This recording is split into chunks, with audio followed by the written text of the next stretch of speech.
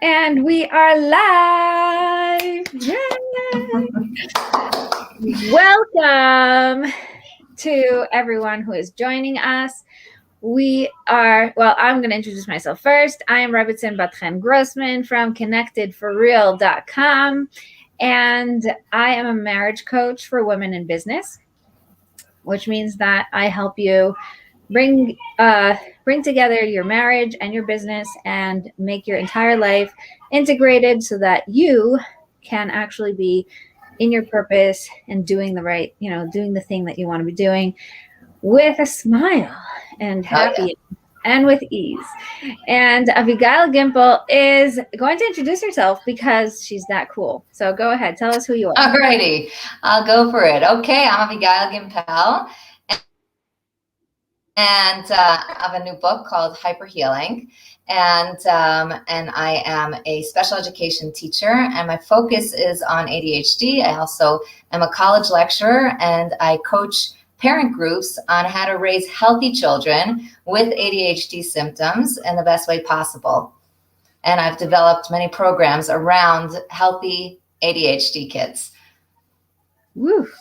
So first of all, let's get into it. Why do you say ADHD symptoms and not just ADHD? That's a great question, because the thing is that ADHD it really is a list of symptoms. It's kind of like a construct. It doesn't mean it doesn't exist. ADHD is an existing situation, but what it really is a struggling child.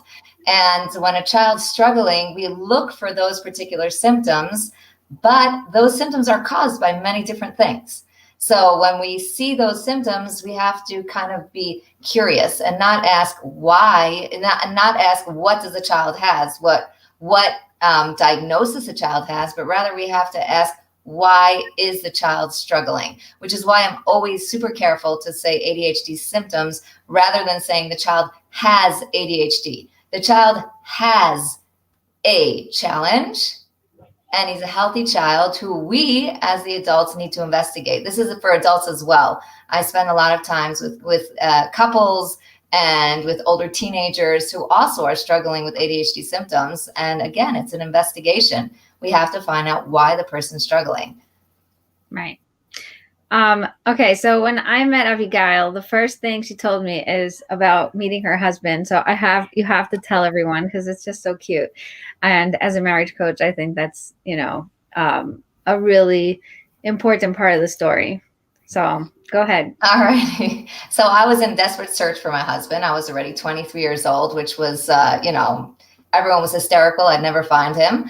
And at the time, I was teaching in a boys yeshiva, Darkei Torah, and I had a highly energetic group of kids, and I was particularly drawn to those really interesting kids who had tons of questions, and they'd kind of circle around me at recess time and tell me things and ask me things and review the times tables and everything. And I just love those kids. And so when my husband walked through the door, I usually was very cranky after dates, but when I came back from the date with him, my mother said, "No, how was it?" And I said, "Well, this guy's interesting. He's got some kind of special energy." And yes, he was very similar to my students, quite the special energy guy. And he passed that special energy on to, most of my children. And, it's an amazing blessing. The guy can do more than 5 people put together in a day. Yeah. And by the way, I met him a couple weeks ago? Last week? It felt like forever. Something like that. Yeah, it was last week, I think on Sunday. That you guys drove up to meet in person, which is so fun, by the way, after all this time in Zoom land to actually meet someone in real life. But I totally get it. It's just so much fun to have someone who is not in the square, in the cookie cutter. And I totally get what you were talking about once I met him. Well, I will say about you that, it was practically the middle of the night, and you were still bouncing off the walls. It was just the most fun meeting you. I'm a night person. Clearly. I love, yeah. And it's funny because my husband's a morning person and he goes to sleep. Like if he could, he'd be sleeping by 9. And I struggle with that because I, sort of conformed myself to his schedule because I know it's really important to sleep. And I get that my kids are going to be waking up before 6. So I fell into the routine of going to sleep early. But most of my really great stuff happens at night. Clearly, yeah, you're a party animal at night. Oh, yeah, it's a good thing. Whatever. I'm a good girl, so I never had any like crazy experiences, but I tend to just be a lot more alive in general when there's people around, and specifically, I think like also when I journal, I usually journal in the middle of the night. I'll Oh start my my God. sleep. I'll go to sleep with my husband. I'll wake up at like around 3:30, 4 o'clock. Can't go back to sleep. I'll wait. I'll start journaling. And an hour later, I'll get it all off my chest. I'll do my thing. I'll have like all my ideas in place. And then I'll go back to sleep for the rest of the night. It's very interesting. Amazing. That's actually a strategy that I suggest to parents of kids that have like a lot on their mind and they're just not able to fall asleep because they're like, holding on to every single emotional interaction they had all day. So I say to the parent, take a little journal and sit by the kid's bedside and just write down a couple of sentences, about what's been going on for him that day, or her, of course. Often it's a her, and then the kid Really? could actually fall asleep. Yeah, the emotional charge, holding everything in tight on their shoulders. But so that's actually a major strategy to get people to sleep. Yay, we're Do it getting all by practical yourself. already. I love that we're getting practical already. Yay! We could So go hi, back to not Priscilla. practical. What? I said we can go back to not practical if you'd like. No, it's good because I always say to my guests, come practical because we want people to walk away with really great ideas. So first of all, Bracha is here, so we're going to say hi to Bracha. Thank you for watching. If you have any questions, put them in the chat and let us know, or if you want to just comment on anything. Everybody else is also welcome to do so. And if you're watching the replay, just do hashtag replay and ask your question. We'll get back to you hopefully as soon as we can. Okay, so how is it having a husband with ADHD symptoms? That's a really interesting question because on the one hand, like I said, he gets more done than anyone I know. And he's got like, just tons and tons of energy. As a matter of fact, I remember being like 9 months pregnant with kid number 5 and saying to him at 11 o'clock at night, I'm really tired. And he says, oh gosh, you got to check your iron. Like, no, I'm like a normal person with like normal energy. So on the one hand, there's that, but then you also have the spontaneous, kind of impulsive side, which definitely has a lot to get used to. So I call him my matzav man. Matzav is in Yiddish, actually. It's like, the guy who brings all the energy and the fun to the family, because whereas I will do all the cooking and packing of the picnic, he's going to be the one to like shuffle us all into the car and go out for a spontaneous hike. So on the one hand, it's a great balance. On the other hand, it's a different kind of brain and not disordered, healthy, wonderful, different kind of personality. And it takes a while to get used to adjust to, and to keep up with, frankly. I want to bring a spotlight to what you just said, not disordered, just different.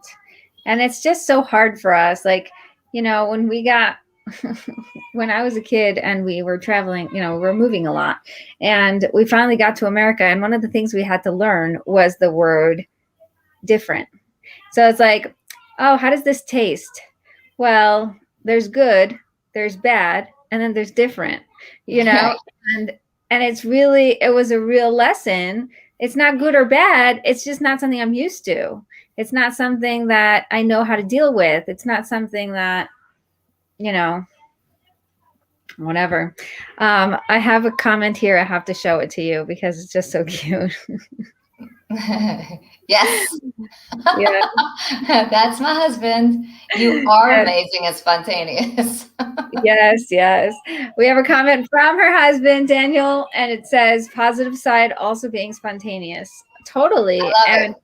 I think that's part of, what's so exciting. First of all, in general, as a marriage coach, I can tell you, God doesn't do it by mistake. He does it on purpose, that we're so different than our husbands, because we need to find that, like he needs to pull you this way and you need to pull him this way, and you're learning from each other to sort of complete that balance and that harmony, Absolutely. which is awesome.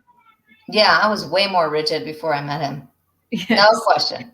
Yes. And it's just this, like, it's when you finally get that, ability to complement each other and work together and learn to understand what the other person needs, just like with the love languages, we think that, Mhm. why is he not talking my language? Okay, then you become bilingual and you get like, oh wow, there's a whole world out there that I was unaware of. So it really is part of that self transformation and the inner work. So I think it's awesome. I Right. think that, Yeah, this is my why. husband's love language. I always joke with him, for him, sitting with a calendar and making a schedule and like then copying it into my schedule is like that's the love language. That's better than going out to coffee, a date, a nice stroll. He prefers that we just sit with that calendar and like nail everything down, make everything make sense because he needs that. And for me to be sitting next to him and participating in that is just like amazing. So who would have Absolutely. thought? Who would have thought, right? You know. That sounds amazing. Um, I totally love that. Okay, so how is it being married to someone with ADHD symptoms and then having 6 kids who are pretty much diagnosed with the same symptoms? Like, how does it affect your marriage that you need to parent these kids, and that it sort of mirrors on him, and sometimes it could get a little tricky because, like, I know better, or I can help you guys, like, sort of from on top. So how do you deal with those issues?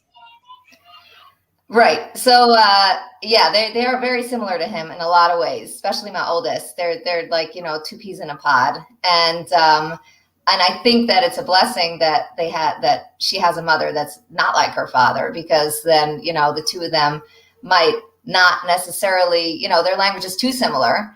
And I'm able to help each of them hear the other person without clashing. But it's definitely a challenge. It's in general, just, my kids are generally the ones who are going to be way more spontaneous. And, I always said, my daughter, my oldest, when she was a baby, like a little one, a little toddler, when all the other kids were just playing in the park, she was like just running from point A to point B, and the swing would just smash her in the forehead.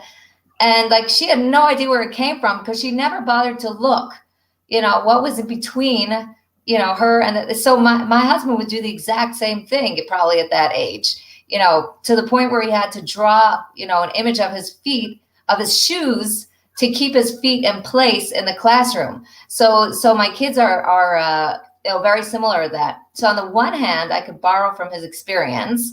I was not the ideal student myself, but so I understand a little bit. But I can borrow from his experience. But sometimes I'm like, am I the only sane person in this entire house? And yeah, sometimes I am. But it keeps things exciting. Yeah, you got a really cute comment again, so I'm not gonna. I can't Yes. ignore it. Yes.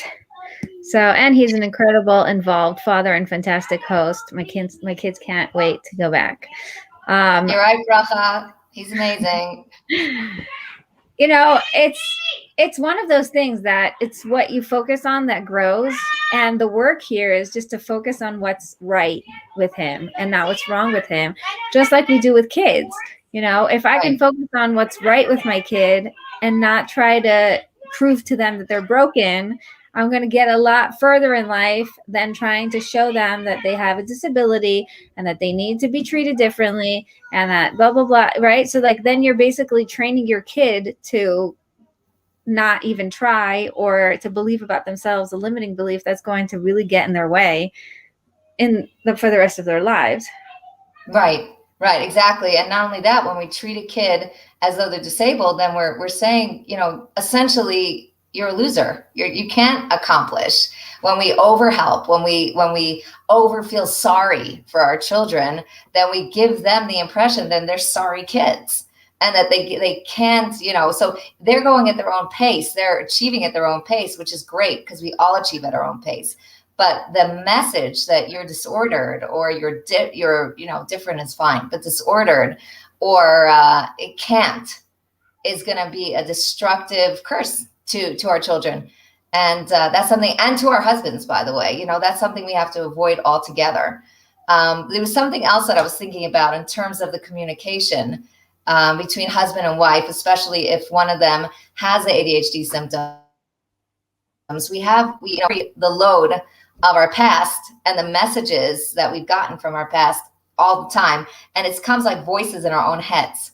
And, when your husband is saying something to you, you think he's talking to you, but really he's talking to you through the filter of his own voices. I'm never going to succeed. I'm just a wild kid. Might be the voice, when you say, could you please help me with this or that? And then you get impatient and say, could you come a little quicker? And so the voice in his head, then he answers the voice in his head. I'm not matching up. I'm not doing as well as I can. She's disappointed with me before he even responds. So that was a real journey to try to figure out how to understand our own voices, because I've got them too. We all do. And be able to stop talking through our voices and talk to each other. And that's a lot of work I do with couples with the ADHD symptoms, which is super powerful. Yeah. It's okay. Now let's get into your book. Okay. Yeah. I'm going to go show you guys. I'm super excited. It's called Hyper Healing. So I love the little picture on that cover. I chose it during the first lockdown in Israel. And my 15-year-old son was busy building a car with two of his friends. And we were joking that we should just put the three of them racing down the hill together, because that's what they were doing in real life. So that might as well be my children. But we didn't want to show the bloody end of the hill. No. So when he called, could you come get me? We've wrecked. But so that's not my kids on the cover. Yeah. Thank God. Now it looks a little bit photoshopped, which is okay, because I hope it isn't fully real.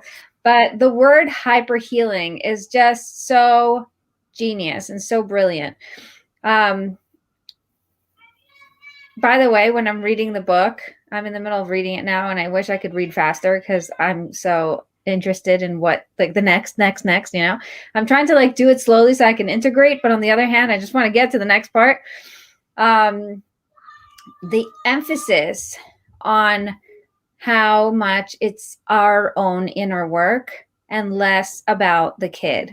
When I do my retreats for marriage, the marriage breakthrough retreat, which, by the way, if you guys want, you're more than welcome to go get the recordings, because the next retreat is in November.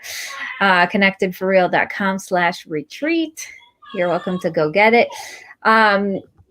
When I do my retreats, day 1 is connect to yourself. Day 2 is connect to God. We only get to day 3, connect to your husband. It's already halfway through. We're almost done with the 7-day retreat, right? It's so important to really stop and be aware that we're here in this world to, work on ourselves, transform what we can actually control and not control other people. And so bringing it back to you and really taking that ownership and that responsibility for what role do I play in this, in this situation, in this environment, in this atmosphere, is really a breath of fresh air, in the book. Yeah, and it's super important, because when we're trying to help children, let's say a child has a sensory condition, and, and they're screaming and yelling at everybody else in the house because they hate everyone because everyone's making them uncomfortable, but they don't know that they're uncomfortable. They just think that all the people around them are horrible. So in that case, 50% of the battle is helping the person realize that really it's a sensory issue. You're in pain. You're not hateful, and the people around you are not mean. They don't understand, and they're just other kids. They're making noise. But you finding out that, it's a sensory thing, and I can have some control over that. I could figure out, maybe I have to sit in a corner or find a book or take a walk. Then it's almost not a battle anymore. Right. Yeah. And it's amazing. It's part of the work that I do with women all the time. Like, the reason why I only work with women is because in your marriage, really the only one you can control is you. So what's the point of dragging your husband to counseling and to helping and like, come on, come with me. Here's where we're going now, And the husband's like, I don't know what she wants from me. I'm always like, I'm always at the bottom. I always have the bottom hand because I really don't know what she wants. I just don't know anymore what to do. And he's helpless and hopeless and just like, and it's because it's not about him. Like, most of the work is about what's going on with us and how we're handling life and the situations that are coming up for us.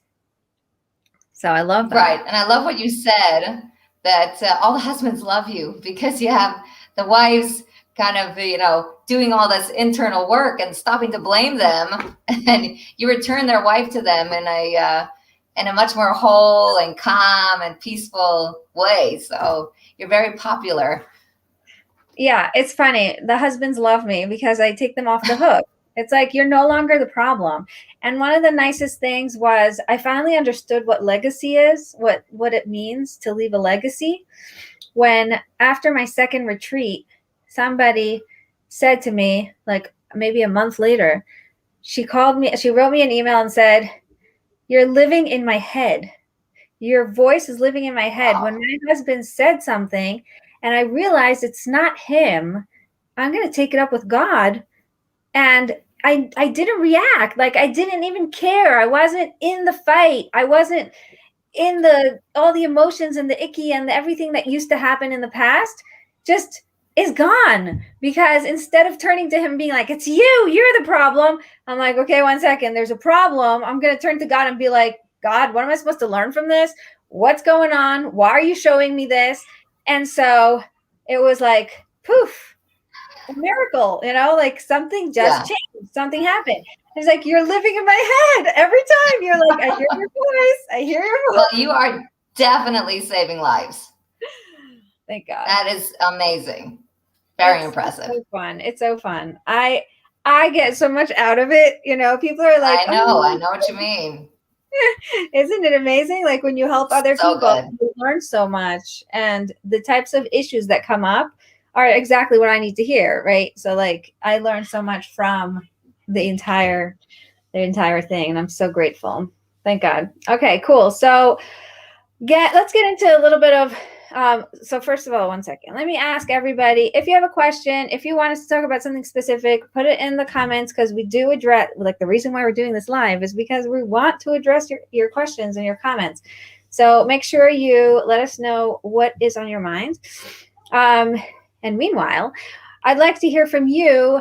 What are some practical things that we can really do to focus ourselves? Like, how do we give the tools that the kids need to survive this world that's trying to put them into a cookie cutter? Like, they're in a world where this is not an issue of being a kid. It's an issue of this is your thing for the rest of your life, right? You're always going to have a hard time, getting up in the morning, or getting out of to school on time, or whatever it is, right? Like, these are not things that, yes, you can get better at them. You can learn how to deal with them. You can approach things differently.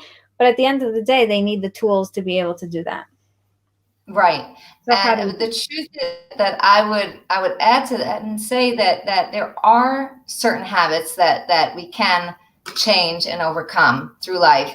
And very often kids who struggled in school because they were flying off the handle or daydreaming, there's both of them. They actually do much better when they get into the workforce, that they become, entrepreneurs and they out of the box thinkers, and kids like this have much less fear. I'm pointing There we go. I feel it's the same way. It's the funniest thing. Like, I was really good at math and art and computers. Like, I had the things I'm really good at, by the way, because they're all universal languages. Nice. I realized afterwards that because we moved so many times and we changed so many languages, the things that were consistent were math, art, and computers. Like, I never had to stop and relearn, right? So that was just really interesting. But I feel like it's all the things that make me different and not enough like all the other people are what make me such a successful entrepreneur. Exactly. So I agree so with that. That's something. The first message is saying that you are a fabulous person and you have gifts that other people don't have. It's you're the one who's going to jump in first. You're the one who's going to ask the spontaneous question that everyone else wanted to ask but didn't, because it was like kind of too stupid to ask. And then there was like such relief because you were the one who did it.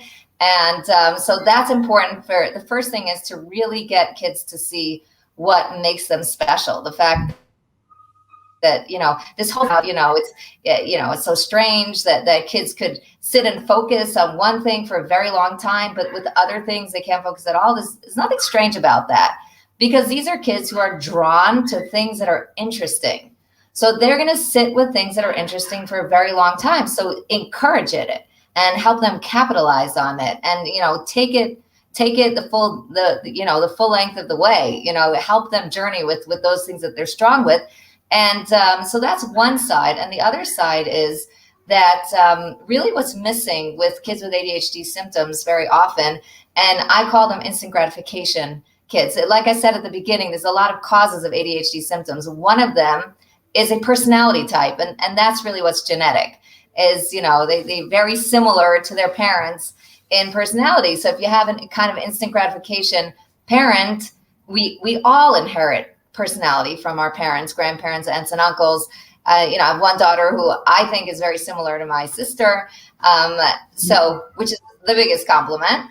But I think that what's important is to know here is that if you have an instant gratification personality, you're spontaneous, you're more fearless, you're more energetic, you can get much more done. What's missing is habits. Because if you're always looking for novelty, habit formation is really your enemy. Right. And that's what this child needs help with. And not just a child, an adult as well. And that's something that you work on in marriage as well, in a patient way, saying this is stuff you're great at. And habits, there are certain habits that you're missing. And, I use behavior modification and a lot of different methods to help children and adults develop habits. So they are not, a lot of times what parents will do when, the kids are not getting out of bed in the morning is every morning they'll think of like something exciting that's going to happen that day. Like, grandma's coming and she's going to bring cookies, and like, she's going to take you out ice skating, and we're going to the this and that today. But the problem with that is you never help the child create a new habit.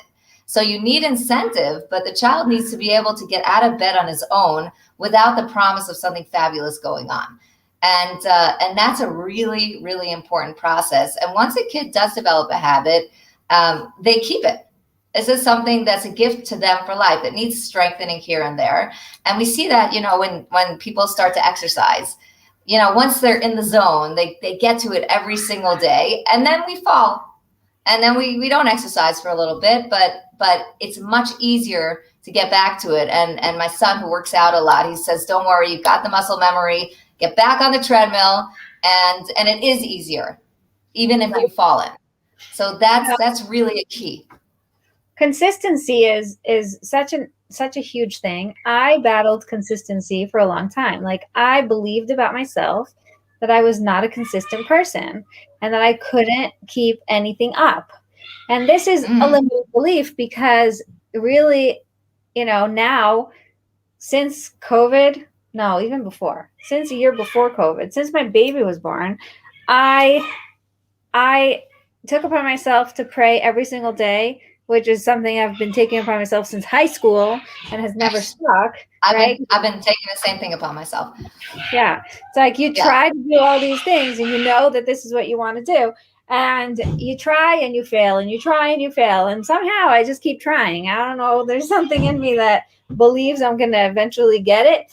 But I finally nailed it when I have my whole video about it. My first YouTube video was about this. It was how to stay consistent, be productive, and something else, whatever. It was through the bullet journaling. Like being able to just make it black and white, one cube at a time, and visualizing the entire month. 1 second. Open the door! I think somebody wants your attention. In a couple of minutes, I will. Yeah. I just want you to open the door. Okay, so come around and be really quiet, and I'll open it when I'm ready. I love him. He sounds adorable. He's totally up my alley, by the way. He is adorable. That's what's amazing about him. If I open the door, then we will not be able to end. Yeshayahu, give me 5 minutes.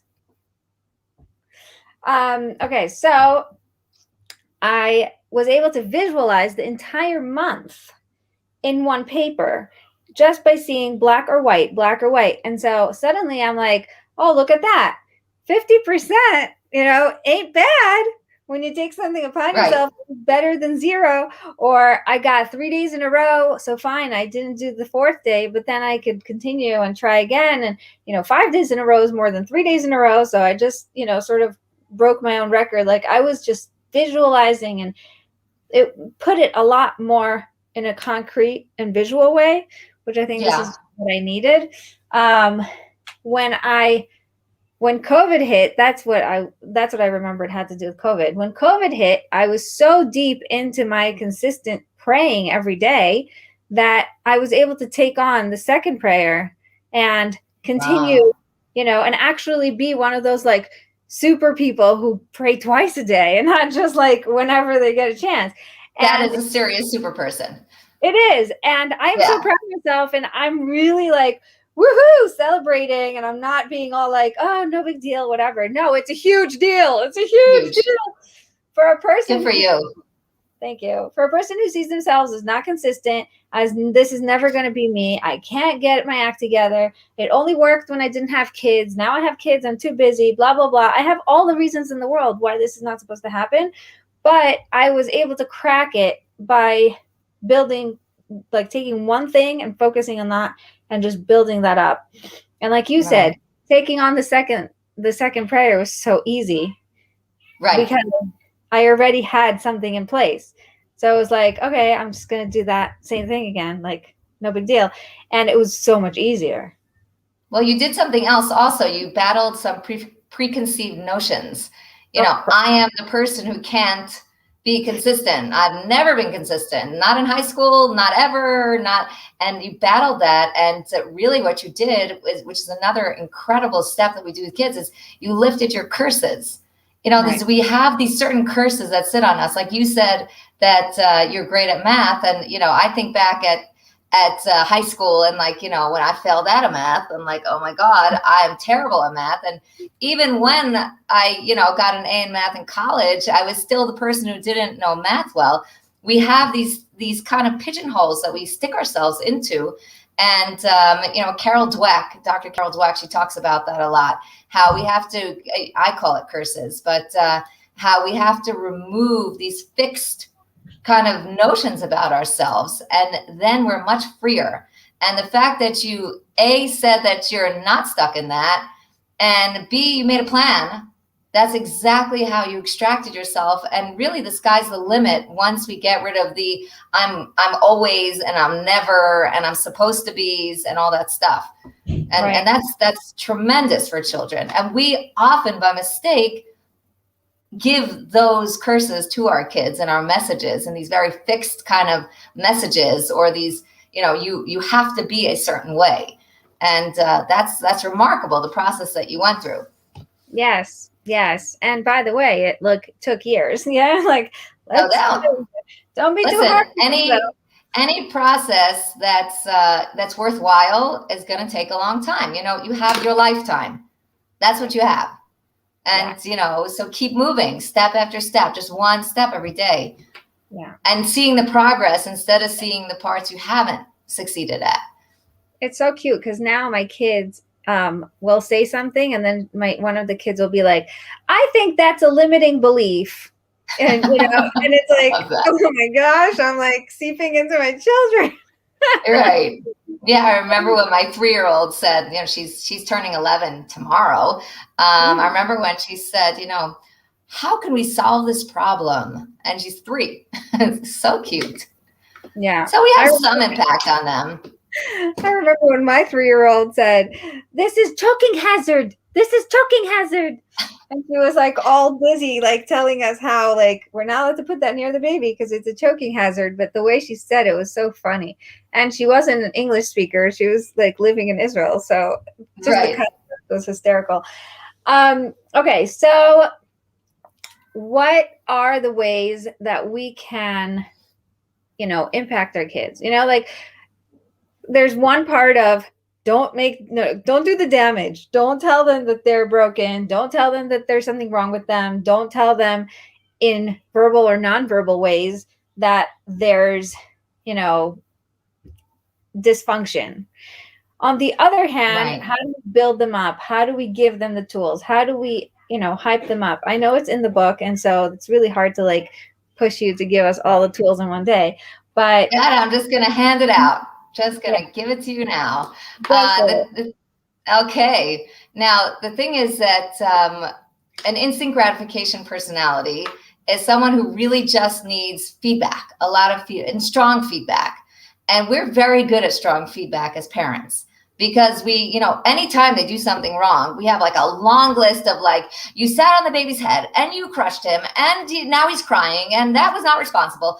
Very low. We're great at lists and we're great at enthusiasm when we're upset. But what happens when the kid does something good? We're like, very nice. Or we don't notice it because he's not making enough noise for us to notice it. And if this is a child who's an instant gratification kind of kid who wants our feedback and thrives on feedback from the outside, and eventually he's able to give himself his own feedback from his own mind, those voices we're talking about. So eventually he'll be able to have that confidence and give himself feedback. But right now, what we have to do is actually switch that around, because if we're giving tons of negative feedback and he needs feedback, this is his soul food, then he's going to demand that we yell at him. And then we're going to haul him to his room and throw him inside, slam the door, and we're going to hold it shut. And he's going to be screaming and yelling, and we're going to be fighting over the door. And what have we done? We've like slam dunk, gave him exactly what he wanted and exactly the opposite of what he needs.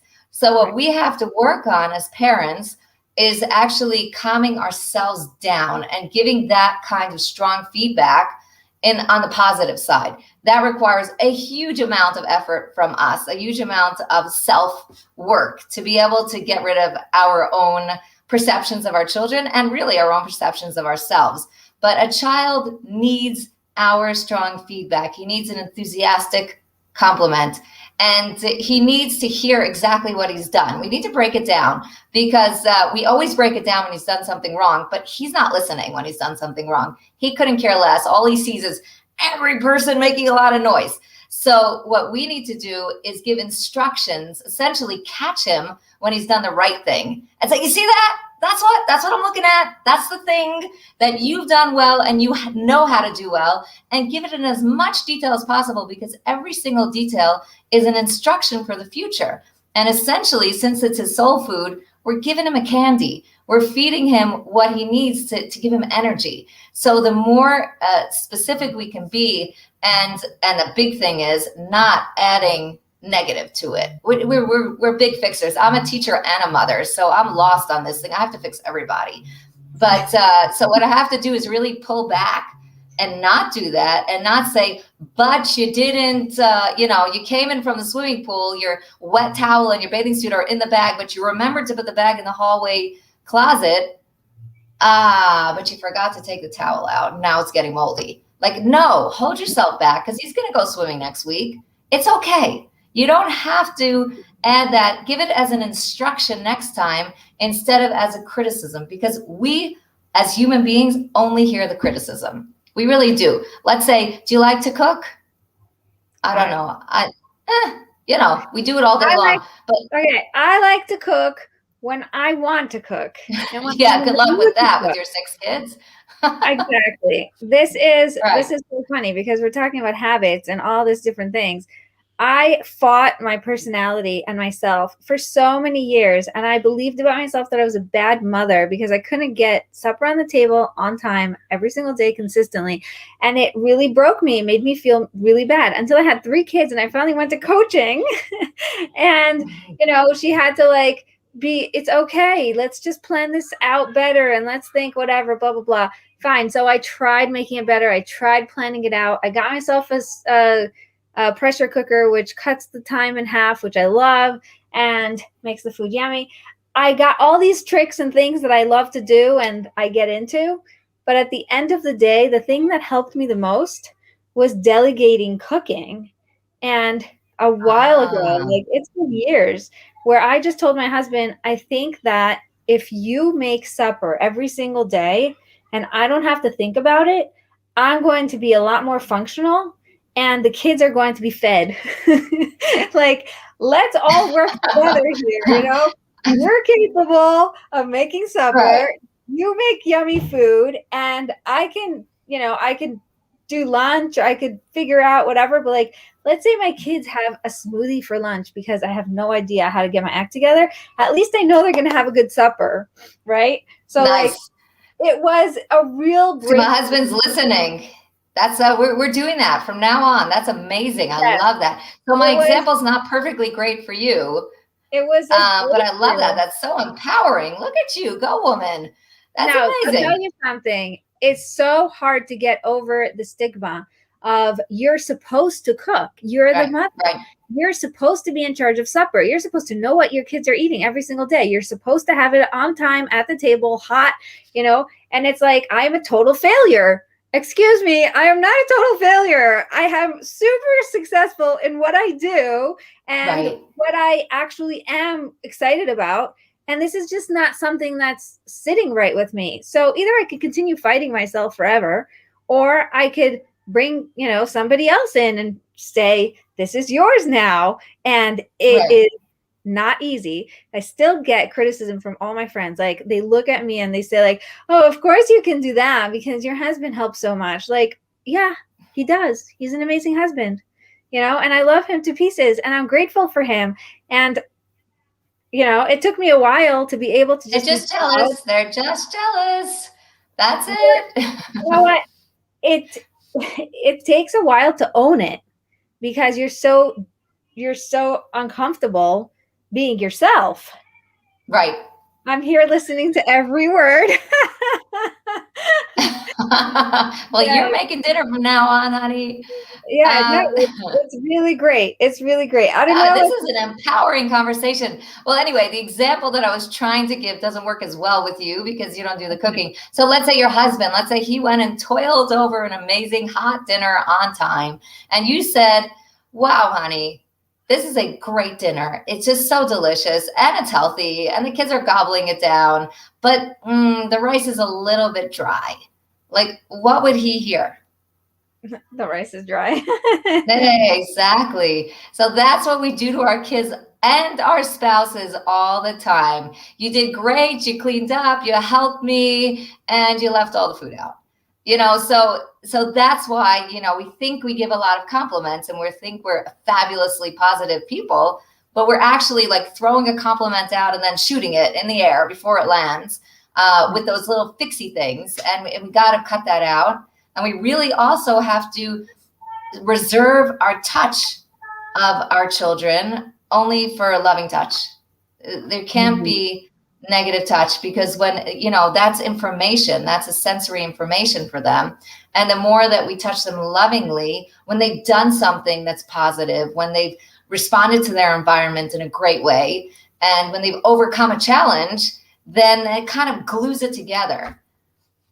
I love that. This is from the work of Dr. Alan Kazdin, by the way. Also cool. A great book. Yeah. I love that, we keep going back to that concept of what you focus on grows, right? Like if you're going to water the weeds, you're going to get weeds. And if you're going to water the flowers, you're going to get flowers.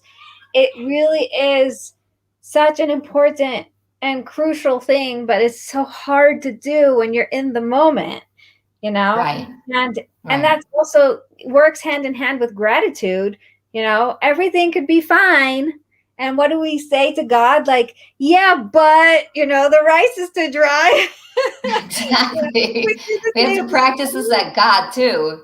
Yeah. He never gets a fair shake from us. We do the same thing to him. Like, thank God I have 6 children and, a house over my head and all these different things. But I'm super uncomfortable being pregnant and due in 4 weeks. And like, I can't stand this, and like, how much can I complain about something that is a blessing, right? It's like, doesn't make any sense, but it comes so naturally because we focus on what's not going well. And by the way, I have a great example of this. You know how your fridge beeps when you leave the door open? Yes, it does. I've disabled it. Oh, okay. Well, I haven't. Which is not a good idea. No, not a good idea. My kids actually leave the door open too long. So imagine if it was the opposite. If it beeped when everything was okay, and it would stop beeping when things were not okay. Like, you would go crazy, right? Like, that doesn't make any sense. Right. So this is how your brain works. When things are okay, everything's fine. No beeping, no attention, nothing. But then when something is wrong, that's when the beeping starts. Oh, something's wrong. Focus on this wrong thing. So it's like, it's good because it's bringing our attention to what to work on, but it's really not good because our nature is to focus on what's wrong.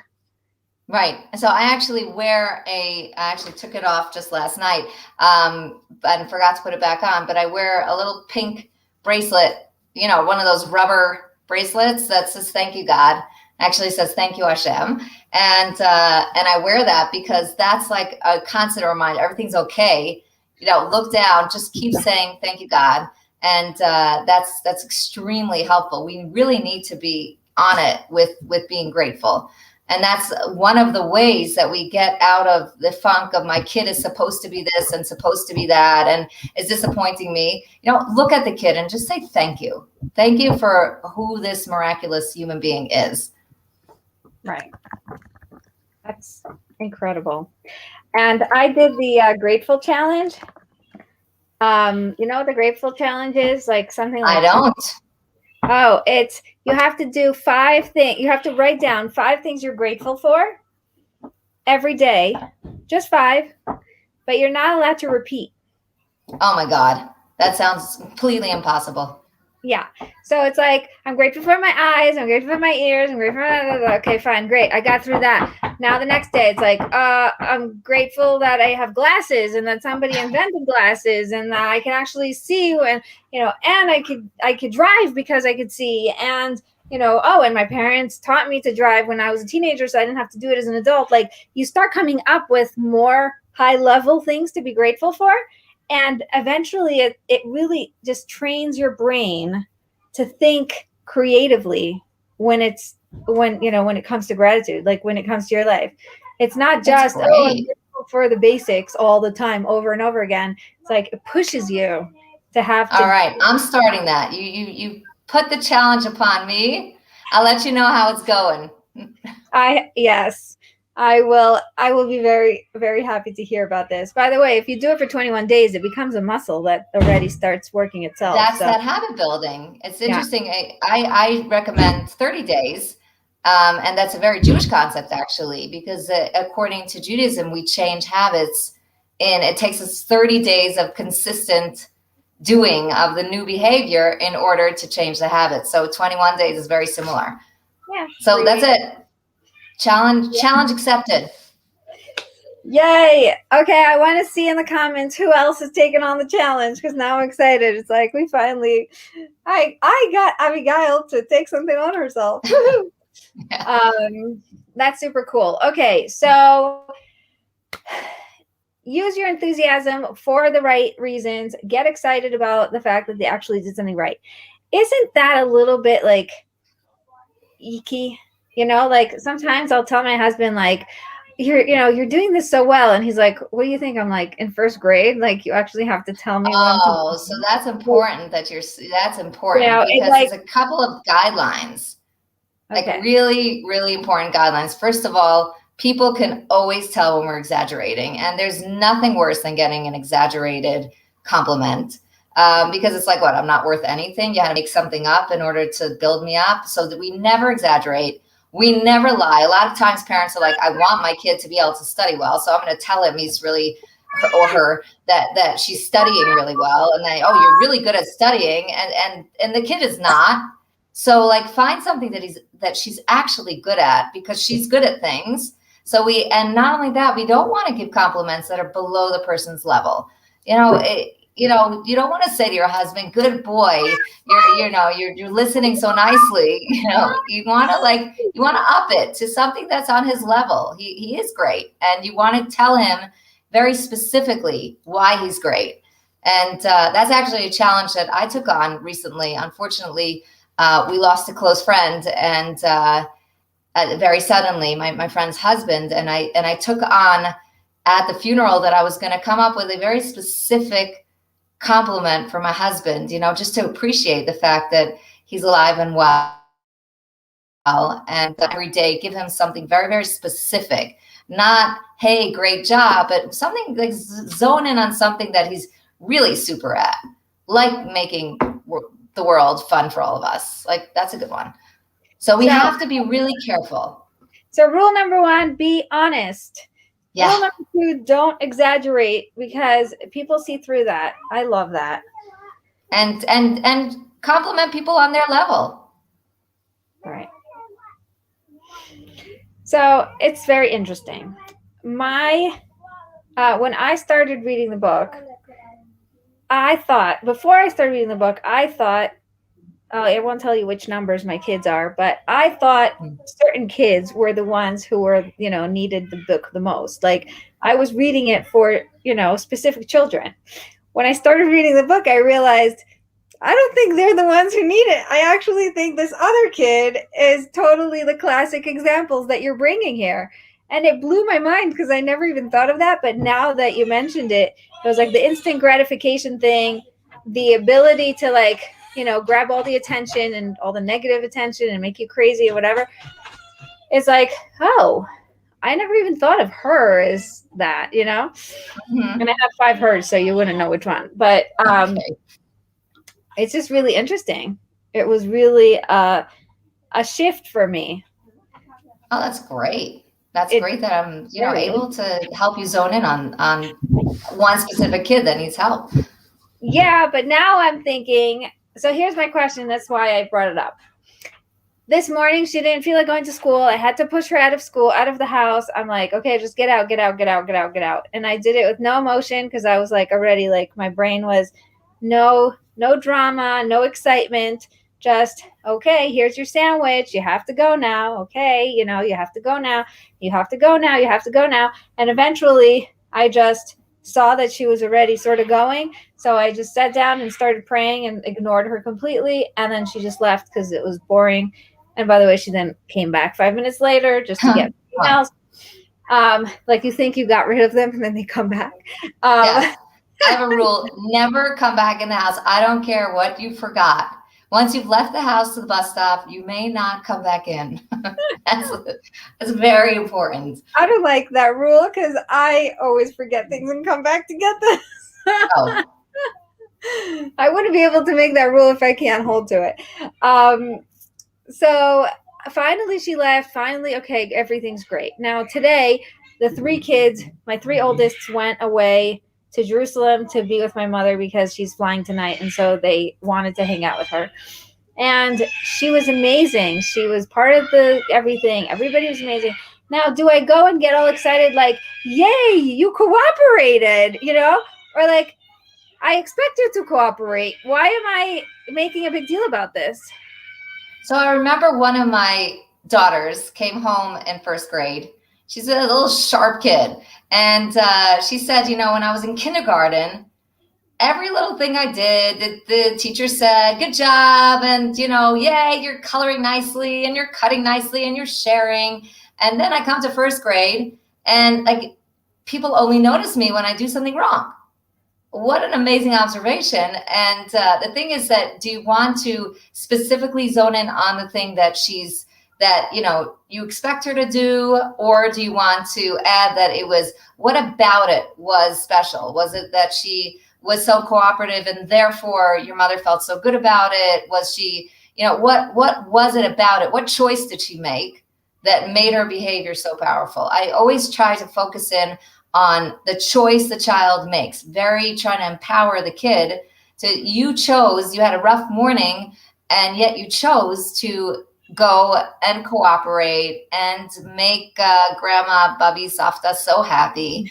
And that was really a good choice. You pulled yourself together. So it's not generic, you behaved. It's very much specific. What was your choice? And actually, just to add to it, like a little tiny tip is that I tell people to have just a regular binder that they keep on their kitchen table or on the countertop with a pen on top of it. And they write down, special things that the kids did throughout the week and make sure it's even. Like, you don't say about one kid 6 things and about the other 2 things.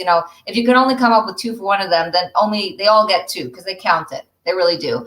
So I write down things that required of them to step out of their comfort zone, to cut with one little piece of cake from a birthday party and split it and give half to a sibling. So that's, forcing yourself to share despite the fact that it was not a big amount and you're going to have less now. So I write that down and we celebrate it. We take one night a week. We do it on Friday night and we read it out loud and we celebrate those achievements. And it's interesting that, young and old, everybody likes it. And at some point, my kids noticed, well, Mom, why aren't you putting it in for yourself? I'm like, oh, goodness, I forgot about myself. And that's a terrible example to my kids, just awful. So I started putting myself in there, too. And the neighbors get in there sometimes, and even the dog. But, but that's a very powerful way of really zooming in on exactly what choice the child made and why that's so fabulous. I hope your husband's there too. Yeah, no, he's always there, of course. Oh, okay. Because his comment was, especially when directed towards husbands. Yeah. So remember that instant gratification I was talking about? Husbands need a lot of compliments. Yeah. Well, wives do too. It's true. They just don't ask for it as often, perhaps. Right. Yeah. That it's so amazing. I'm talking to you and I have all these things and my head is racing and we're out of time. So I feel like, but I'm loving this conversation. And I love that your husband is watching in the other room and like commenting because it makes it so interactive and fun to have the 2 sides and really that feedback, which is exactly what we're talking about. Like, a person like me chose to make lives interactive because I need that instant gratification. I enjoy that back and forth. I enjoy talking to someone and getting feedback and whatever. When I was doing the videos by myself, just editing them and putting them on YouTube, it wasn't the same. No, right? Terrible. It's boring. It's not from my personality. So it's really just an interesting thing to notice. And by the way, I never thought of myself as a person with ADHD symptoms. And the more you're talking, the more I'm like, okay, what is she trying to say? I am not saying anything. I know. It's cool. It's all good. This one seems like one of your kids. She's here too, or he. That is actually my brother-in-law. Oh, your brother. The one without the ADHD symptoms. We got one straight one. I mean, hey, that's judging. It's not nice. right. It would be so much better if you had ADHD symptoms. You're so right. No, he's the best. Micah, thanks for being here. Your husband is cracking me up. I love giving compliments, especially to my wife. Well, good. I love that. I think that it's just really fun. By the way, compliments or words of affirmation are one of the love languages, and not everybody needs them the same. So sometimes you think that, I'm supposed to give compliments to my wife, and that's not her love language. So it just goes over her head. She doesn't really get it. And then, I know women like that. Yeah. And then the opposite also happens. His love language, his words of affirmation, and he is waiting for her to give him compliments, but she's not a words person, so she's not actually giving him anything. So he's really resentful and he's annoyed, and what's going on and why is this not working? And really it's because it's not her language. Her language is acts of service, let's say, and she's just like doing everything for him, and everything is always right and everything's always going, but he doesn't see that because that doesn't talk to him. So it's just a really interesting that what we were talking about before, like the complimenting each other and the learning a new language and being willing to work together to make this work is just also just being aware that we're different. We are different. And asking, what do you want? What do you like? That's super important. Like, just investigate, take the time and find out. Yeah. And even if you don't have to ask, you just look at the way he gives and you'll know what he needs because it's his language. Right. When you speak English, you also understand English, and you expect people to speak with you in a language you understand. So it's very interesting. Micah says, happy to be here. I think I just hide my symptoms better than the rest of the family. And then your husband says, it's not judging. He's an accountant. What could you do? He's adopted. We needed one accountant in the family. Yeah, it's great. You guys are awesome. I'm loving you. This is amazing. We're out of time. How can people get your book? Where can they find it? And how can they So my book, here, I'll hold it up now. It's actually on Amazon. So it can be ordered there. And you could find me on Instagram at Hyperhealing or through my name. I have a YouTube channel, Hyperhealing Mom or Abigail Gimpel. And I'm on LinkedIn. And where else am I? I don't know. I think that covers it.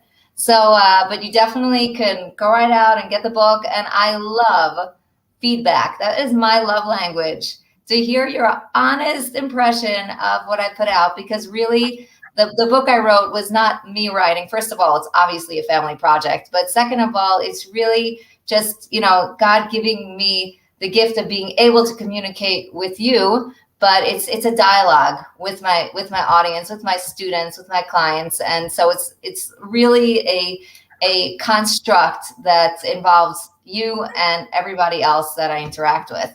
So get it, enjoy it, and tell me how you like it. Thank you so much. Thank you, everyone, for being in the comments, especially husband Daniel and brother-in-law Micah and everybody else who was here before. Bracha. This was so fun. We are going to be back next week. Make sure to follow, subscribe, get in touch with either of us if you need anything. We love you guys. See you next